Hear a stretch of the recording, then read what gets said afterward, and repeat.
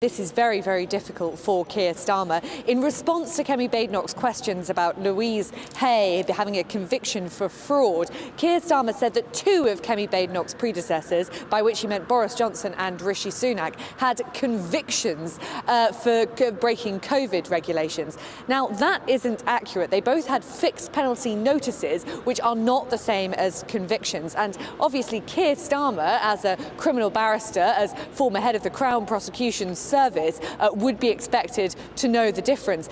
Boris Johnson has said that Keir Starmer has misled the House. Misleading the House is a very, very serious accusation under Westminster guidance. And actually, by convention, a minister who misleads the House is expected to resign or is often sacked by the Prime Minister. Obviously, this is a relatively minor breach of the ministerial code, but we would expect Keir Starmer to perhaps stand up later in the Commons and correct the record. If he doesn't, this issue could possibly get more and more awkward for the Prime Minister. Boris Johnson will not let this issue drop. I suspect Rishi Sunak might at some point get involved as well, and certainly Kemi Badenoch will be on the case here.